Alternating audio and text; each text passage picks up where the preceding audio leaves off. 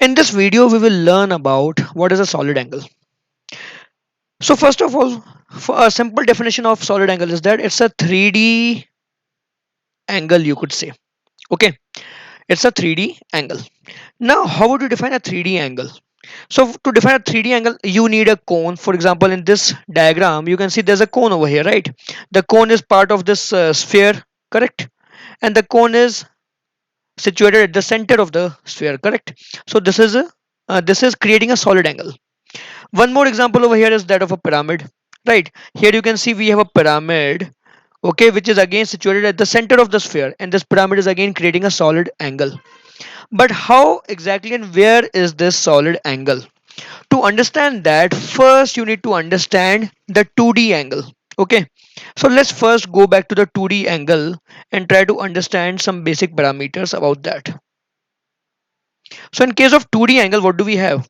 We take two straight lines. Okay, we are taking two straight lines and we got a vertex. We have a vertex where the two straight lines are meeting. So about this vertex, we define our angle as theta. So the space between two straight lines which are meeting at a vertex, that space has an angular quantity called as the 2D angle. Similarly, when you talk about 3D, you need a surface. In 2D, you need two lines, but in 3D, you need a surface which has got a vertex. The cone has a vertex over here. This pyramid also has a vertex over here. So any 3D surface with a vertex can create a solid angle about the vertex. These two lines are creating a 2D angle about this vertex. Okay, let me write this down. The lines create angle about vertex. Similarly, in this case, we should write down the surface creates solid angle about vertex. In this case, the vertex is the center of the sphere where the tip of the cone is placed. So this is your vertex, and here also this is my vertex, again at the center of the sphere. Now the question is, why are we defining a sphere over here? Well, we need only a cone or a pyramid to define a solid angle. The reason is simple. For that, again, let's come back to the 2D angle. How do you define a 2D angle? So a 2D angle is defined by creating a circular arc, okay, of radius r. So if the arc length is L, the length of this circular arc is L, then we can say that the angle theta in radians will be equal to L divided by r. Okay, this is the definition of angle. Similarly, when we come to 3D, we need a 3D version of the circle, which is a sphere. Okay, so now, for example, for this cone, we look at this surface inside the cone, surface of the sphere inside the cone. That will help us define the solid angle. So we can now write down definition of solid angle properly.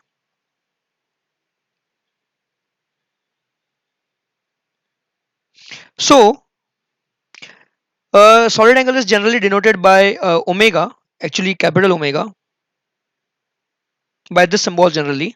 Okay, so this is defined as area of circle enclosed divided by square of the radius.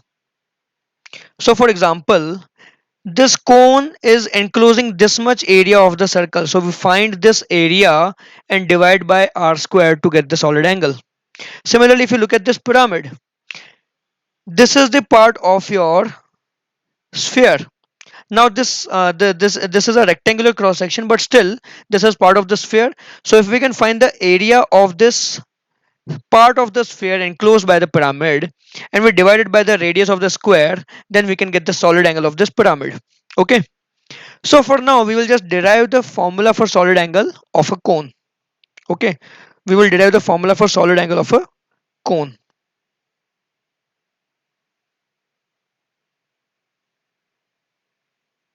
All right, so let's see that. So here I have created a sphere, and this is the center of the sphere. Okay, this is a sphere. I've just drawn a diagram so you can just see a circle, but it's actually a sphere. Okay, and this is the radius of the circle. Now I need to create a cone. Okay, so now I create a cone.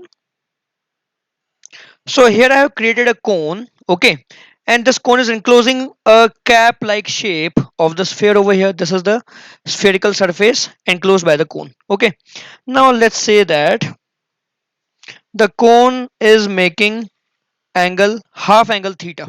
Okay, the cone is making half angle theta. So the total apex angle of the cone is 2 theta.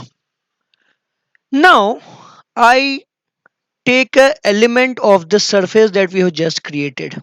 I take a tiny element of the surface. Okay, so this angle over here is d phi, and this angle is phi. Okay, and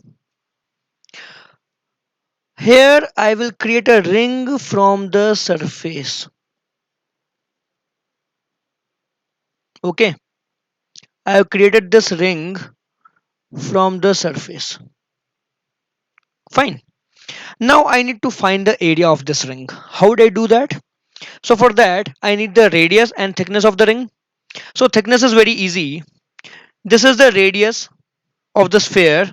Okay, so I can easily find the thickness as this length. Okay, this length will be r into d phi. See, radius into this arc length. Radius of the sphere into angle d phi will give me this arc length over here. Arc length will be r d phi.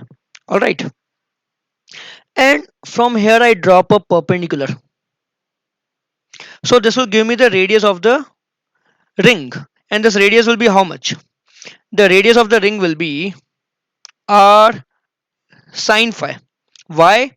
Look at this right angle triangle. This is radius, r is the hypotenuse. Here we have angle phi, so I'm getting r sine phi as the radius. So now I can find the area of this ring. We will be getting a ring over here. Okay, and I'm finding the area of the ring. So area of the ring will be how much? Area of ring, it will be small area dA, and I can write this as dA will be length, or I could say circumference. Okay, circumference into thickness. So what is the circumference? Circumference will be in this case 2 pi into radius. So radius is r sine phi.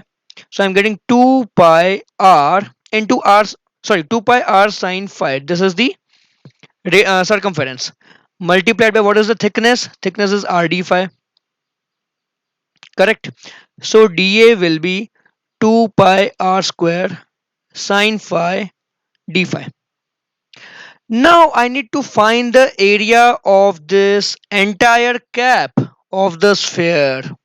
Okay, I need to find the total area. So for that I will do integration. So I will start from phi equal to 0 and go all the way up to theta. So this way I will be covering all the rings on this surface. Okay, phi equal to 0 will give me the dot over here.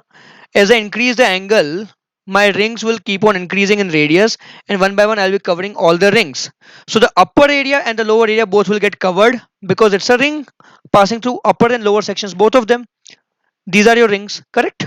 So these rings will get covered and I get the total area. So my limits should be 0 to theta. Okay, so I will get area is equals to 2 pi r square integration sine phi d phi, and the limits should be 0 to theta. Okay, then area A will be written as 2 pi r square. Integration of sine phi will be minus cos phi, and I put the limits 0 to phi. So again A will be 2 pi r square, and I put the upper limit So I get, sorry, this limit should be actually theta. Okay, the limit should be theta. So I can write down over here minus cos theta minus cos 0, the lower limit. Okay, so cos 0 is 1, so I get a is equals to 2 pi r square 1 minus cos theta. Okay, this is the area of the spherical surface enclosed by the cone. Now coming back to solid angle. So what is the definition of solid angle? Area of the circle enclosed divided by r square.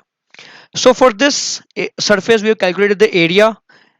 So now we can find the solid angle of the cone. Omega for a cone will be what? Area by r square.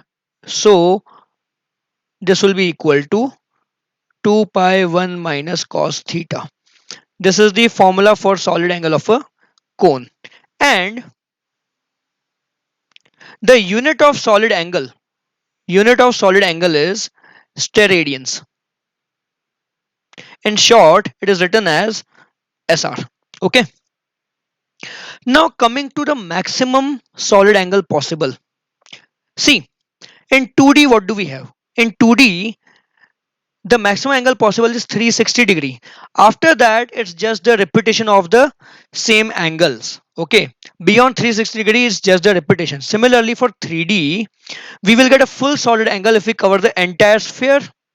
So the entire sphere will be covered if we cover all these rings of the spherical surface. So all the rings will be covered when we start from 0 and go all the way up to pi. Okay. So from 0 to pi, I am able to cover all the rings of the sphere. Okay. So now I will write down the maximum solid angle. Maximum solid angle. Okay.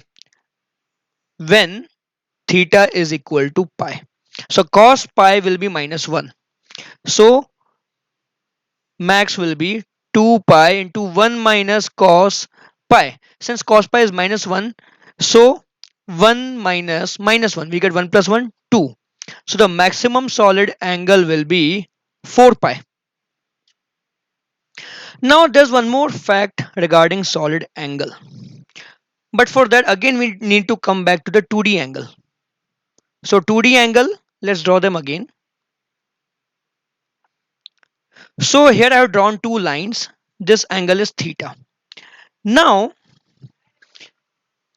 whether I take this vertical line or I take this circular arc or I take this random curve.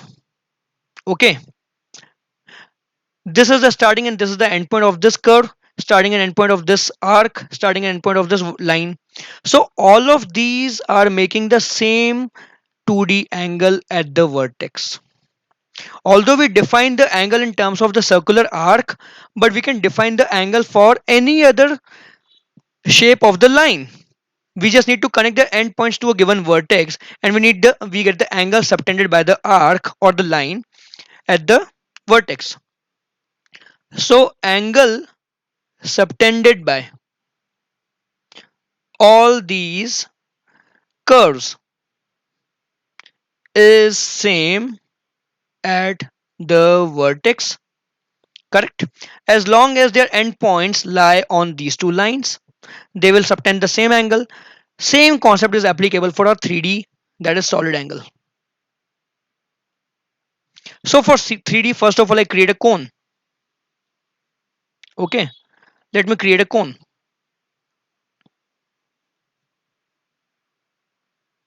So this is your vertex, correct?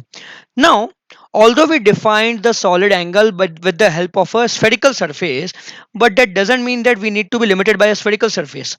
We can take any shape. For example, I can take a disc, or actually it will form an ellipse over here. I can take this shape. I could take this shape also. So this shape and this shape both are creating the same solid angle at the vertex. Okay, they are creating the same solid angle at the vertex. Even this tiny surface is creating the same solid angle. This larger one, this one also is creating the same solid angle. As you can see in this original diagram, here you can see this outer surface and this surface of the sphere, they are both creating the same solid angle at the vertex. Okay, so this was the basics of the solid angle.